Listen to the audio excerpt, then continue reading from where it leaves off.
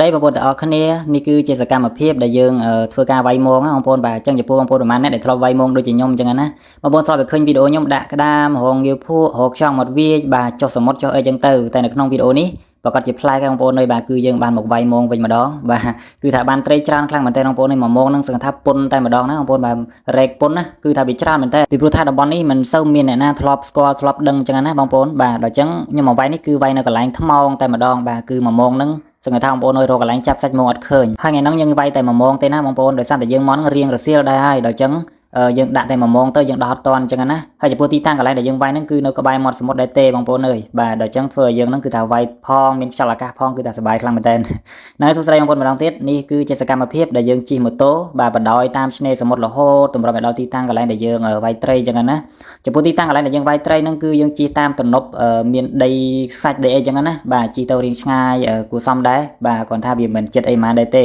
េបាទហើយចំពោះបងប្អូនមួយចំនួនគាត់ប្រកាសជាមិនធ្លាប់បានស្គាល់តំបន់កន្លែងហ្នឹងទេដោយសារតែកម្រមានអ្នកមកដល់អញ្ចឹងណាវាមិនឆ្ងាយណាទេបងប្អូនក៏ប៉ុន្តែជួនកាលអ្នកខ្លះគាត់មិនធ្លាប់បានទៅអញ្ចឹងណាអ្នកខ្លះគាត់រវល់ធ្វើការវល់អីអញ្ចឹងទៅបាទឥឡូវនេះយើងក៏បានមកដល់កន្លែងដែលយើងវាយមងវាយត្រីហើយបាទយើងក៏បានយកទីតាំងហ្នឹងដើម្បីចង់រឹងចង់អីនៅជាប់ឆ្នេរសមុទ្រហ្នឹងតែម្ដងគឺមើលទេសភាពមើលអីនៅជុំវិញអញ្ចឹងណាបងប្អូនគឺស្រស់ស្អាតល្អហើយមែនតើព្រោះថាយើងនៅតាមតំបន់មាត់ឆ្នេរអញ្ចឹងទៅបាទបន្ទាប់មកយើងក៏បានយកភេសជ្ជៈរបស់យើងនៅក្នុងកាបូបរបស់យើងហ្នឹងដែលយើងបានក្លាសេជាមួយនឹងទឹកកកបងប្អូននៅតំណងខ្លាំងមែនតើ M150 ណាបាទដើម្បីពើកម្លាំងមុននឹងយើងធ្វើការវាយត្រីបន្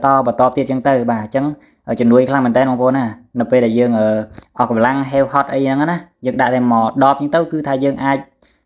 ចរ៉ាន់ការងារហ្នឹងគឺបានមួយថ្ងៃពេញតែម្ដងបាទមិនត្រឹមតែប៉ុណ្្នឹងទេបងប្អូន M150 ហ្នឹងត្រូវរង្វាន់ទេណាបងប្អូនបាទមានដូចជាលុយ$1000 $100 $10000ម៉ូតូ Honda ទូរស័ព្ទ Samsung ជាពិសេសនោះM150 យើងត្រូវមកដបខ្ញុំបងប្អូនគឺច្រើនខ្លាំងមែនតើបាទហើយចំពោះរសជាតិជាថាឈ្ងុយមែនតើបងប្អូនឲ្យដបថ្មីនេះណាបាទយើងផឹក M150 ផងជាមួយនឹងទេសភាពនៅមាត់សមុទ្រដែលយើងកំពុងតែសម្រាកនៅក្នុងរឹងហ្នឹងបងប្អូនអើយបាទគឺថាស្រស់ស្រាយខ្លាំងមែនតើបាទអញ្ចឹងនៅមាត់សមុទ្របងប្អូនដឹងស្រាប់ហើយគឺខ្យល់អាកាសហ្នឹងគឺថាតល្ងាចមកបងប្អូនពីព្រឹកដល់ល្ងាចដល់យប់ដល់ភ្លឺអញ្ចឹងណានៅក្នុងសមុទ្រនៅក្បែរសមុទ្រហ្នឹងគឺសុទ្ធតែខ្យល់ហើយបងប្អូនអើយបាទសបោខ្យល់បាទនៅបងប្អូនទាំងគ្ន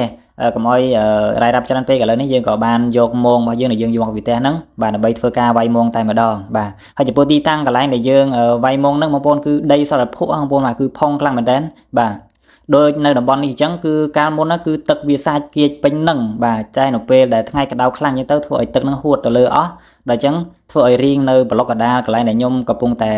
ែវាយមងកន្លែងខ្ញុំកំពុងតែឈរអញ្ចឹងណាបាទដល់អញ្ចឹងធ្វើឲ្យត្រីនឹងគឺវានៅកុំពេញនឹងតែម្ដងបងប្អូនអើយបាទនិយាយពីថាខ្ញុំមិនដឹងថារៀបរាប់យ៉ាងម៉េចបងប្អូនយល់ហើយបងប្អូនដោយសារតែទឹកហ្នឹងគឺត្រីនឹងវារត់នៅក្រោមទេបងប្អូនមើលឃើញតែក្នុងទូរស័ព្ទណាដល់ឲ្យយើងទៅផ្ទាល់ហើយយើងមើលមិនឃើញត្រីវារត់ធ្លូបងប្អូនណាច្រើនខ្លាំងមែនតើបាទហ្នឹងហើយបងប្អូនទាំងគ្នាឥឡូវនេះយើងក៏បានចាប់ផ្ដើមលាតមងយើងហើយបងប្អូនបាទចំពោះបងប្អូនណាដែលគាត់ធ្លាប់ឆ្លងកាត់អាចជួយខមមិននៅក្នុងវីដេអូនេះបានបាទខ្ញុំជឿជាក់ថាបងប្អូនដែលនៅតាមតំបន់ស្រុកស្រែចម្ការបាទដោយនៅតំបន់ដែលមានព្រែកបាទមានស្រែធ្វើអីចឹងណាគឺគាត់ប្រកាសជាធ្លាប់ឆ្លងកាត់ហើយសឹងថា100នាក់សឹងថាមិនចន្លោះមួយទេបងប្អូនអើយបាទពីព្រោះថាតំបន់យើងកាលមុនណាសុទ្ធតែជាអ្នកសុខសាជាការទេហើយសបោទៅដោយត្រីនៅក្នុងស្រែទៅយើងតែងតែទិញមងទៅលាតទៅអីចឹងទៅហ្នឹងហើយបងប្អូនទាំងអស់គ្នាឥឡូវនេះយើងក៏បានលាតមងយើងរួចរាល់អស់ហើយបាទយើងក៏បានយកមងរបស់យើងហ្នឹងមកចងនៅជាប់ជាមួយនឹងបកគោលស៊ីម៉ង់តែម្ដងបាទដើម្បីរៀបចំធ្វើការវាយមងអញ្ចឹងណាបាទហើយនិយាយរួមទៅបងប្អូនខ្ញុំសប្បាយចិត្តខ្លាំងមែនតើដោយសារតែយើងឃើញត្រីច្រើនពេកបងប្អូនបាទគឺរត់ផងអីផងព្រោះថាខ្លាចត្រីវាផ្អើលចេញពីសុំមងរបស់យើងអញ្ចឹងណាបាទដល់អញ្ចឹងយើងតែងតែប្រញាប់វាយមងអញ្ចឹងហើយបាទអញ្ចឹងបងប្អូនដែលគាត់ធ្លាប់ឆ្លងកាត់វាយមងត្រីអីគាត់ប្រកាសជាដឹងហើយថាគេវាយត្រីតាមវិធីណាអញ្ចឹងណាអ្នកខ្លះគេយកជើងហ្នឹងគាត់តែចេះទឹកអញ្ចឹងទៅបាទអ្នកខ្លះគាត់យកដបងដើម្បីវាយដើម្បីឲ្យត្រីវាផ្អើលកាន់តែខ្លាំងដើម្បីឲ្យរត់បុកមងយើងជាប់កាន់តែច្រើនអញ្ចឹងណាបាទដោយបងប្អូនកំពុងតែឃើញអញ្ចឹងបាទគឺបុកមងគឺថាបុកបកគោលមងឡើងបងប្អូនឲ្យឡើងយឺតតែម្ដងបាទហ្នឹងហើយយើងគាត់តែវាយពីដើមទីទេណាយើងគាត់តែលាតហើយយើងអត់បានវាយអីហ្មងទេយើងគាត់តែវាយពី3ដបងអញ្ចឹងទៅគឺត្រីបុករត់បុកមងឡើងស្កាស់ពេញនឹងតែម្ដងបងប្អូនបាទចាំមើលចុងវីដេអូបងប្អូនដឹងហើយថាបានត្រីបានច្រើនកម្រិតណាអញ្ចឹងណាបាទអញ្ចឹងថ្ងៃនេះយើងទៅរៀងរសៀលដែរទេបងប្អូនអើយបាទយើងទៅនឹងរៀងរសៀលដែរទេដល់អញ្ចឹងធ្វើឲ្យយើងវាយមុនហ្នឹងគឺថាវាយអត់តន់ណា បាទគឺវាយបានតែ1ម៉ោងនឹងហើយយើងក៏ចាប់ផ្ដើមទៅផ្ទះតែម្ដងបាទដោយសារតែវាជាប់ច្រើនពេកចឹងណាបងប្អូនបាទដោយបងប្អូនតែឃើញចឹងឃើញឡើងយឺតឡើងកដាញ់ឡើងទៅទាញម៉ងឡើងពេញនឹងតែម្ដងបងប្អូនជាពាក់វគ្គវិនគ្នាតែម្ដងបាទហើយចំពោះកន្លែងមួយទៀតបងប្អូនកាន់តែច្រើនយ៉ាងហ្នឹងទៀតបងប្អូនណាបើសិនជាយើងបកកាយវាយអីគឺសឹងថារែកតែម្ដងណាបាទហ្នឹងហើយអ្នកនរគ្នាឥឡូវនេះយើងវាយម៉ងហត់ហើយយើងក៏បានមករកភេសជ្ជៈរបស់យើងផឹកឲ្យមានកម្លាំងកំហែងវាយម៉ងបន្តទៀតចឹងទៅបាទអញ្ចឹងបងប្អូនទៅវាយម៉ងវាយត្រីអីគួរតែមានរបស់សម្រន់បាទដូចជាបាយដូចជាភេសជ្ជៈបើកម្លាំងអីទៅតាមខ្លួនទៅចឹងណាហើយជាពិសេសនោះគឺទឹកអីចឹងណាបងប្អូនមកផ្លេចយកទៅឲ្យសោះបាទគឺយើងត្រូវការចាំបាច់ទឹកណាហើយជាពិសេសនោះគឺរបស់ដែលយើងយកទៅសម្រន់តែម្ដងបាទគឺចាំបាច់ខ្លាំងមែនតើបើសិនជាយើងហូបបាយពីផ្ទះតែម្ដងហើយយើងចាប់ដើមទៅវាយត្រីទាំងកម្រល់តែម្ដងបាទគឺទៅមិនរួចទេបងប្អូនអើយបាទកន្លែងផ្សេងគ្រាន់បើកន្លែងនេះបងប្អូនឃើញហ៎គឺថាភក់វិញសឹងថាដល់ចិត្តដល់កាផ្លូវខ្ញុំហ៎បងប្អូនបាទចំពោះទឹកហ្នឹងគឺវាមិនទៅជ្រៅឯណាទេខ្ទង់ជំរៅហ្នឹងខ្ទង់មកចាអាមទេក៏ប៉ុន្តែភក់ដីភក់គឺថាហត់ខ្លាំងមែនទេបងប្អូនអើយដកផងដកអីផងចឹងណាបាទ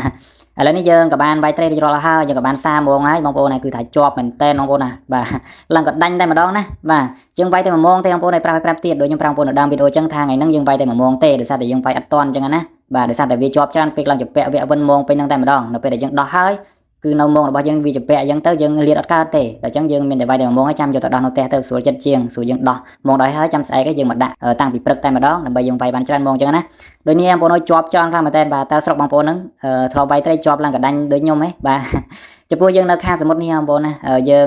ត្រីសមុទ្របើយើងចង់ហូបយើងចុះសមុទ្រចឹងទៅហើយត្រីទឹកសាបក៏មានដែរបើយើងចង់ហូបត្រីទឹកសាបបាទយើងលាតម៉ោងនៅក្នុងស្រែ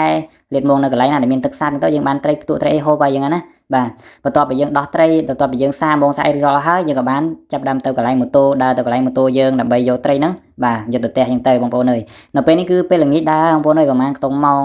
ចូល6ហើយបងប្អូនណានៅខាងសមុទ្រនេះគឺថ្ងៃលិចដោយបងប្អូនតែឃើញចឹងឡើងក្រហមប៉ាំងតែម្ដងតែទេសភាពយើងថាស្អាតនោះស្អាតចឹងណាបាទឥឡូវនេះយើងក៏បានយកត្រីមកដល់កន្លែងទីតាំងរបស់យើងហើយហើយអ្នកនរគ្នាសាកសម័យតិចមើលបងប្អូន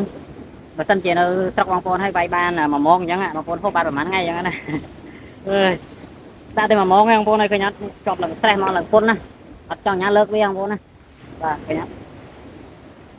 អូថ្លង់ទឹកកឡោកសមុទ្រផងបងប្អូនអើយតិចថាខ្ញុំយកមកដាក់អីទៀតហ៎បងប្អូនណាបាទតិចថាខ្ញុំយកមកដាក់អីឃើញអត់ដល់ក៏វាយឡើងពុនហ្មងបងប្អូនឃើញតែត្រីអានេះគេហៅថាត្រីអាមេរិកបងប្អូនត្រីអាមេរិកហើយបើត្រីទីឡាប់យ៉ាធំជាងហ្នឹងបងប្អូនអាត្រីទីឡាប់យ៉ា1 កន្លះគីឡូអត់មាន1 1 គីឡូអត់មានដែរក៏ប៉ុន្តែរូបរាងរបស់វាគឺដូចគ្នាត្រីនឹងសឹងតែ 100% បងប្អូនដូចគ្នាហ្មង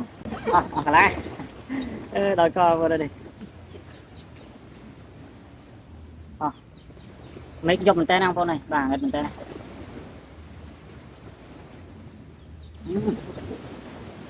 ជាតិសាហាវបងប្អូនថ្លង់ទឹកកឡោបងប្អូននិយាយឃើញច្បាស់ហើយបានទេបាទ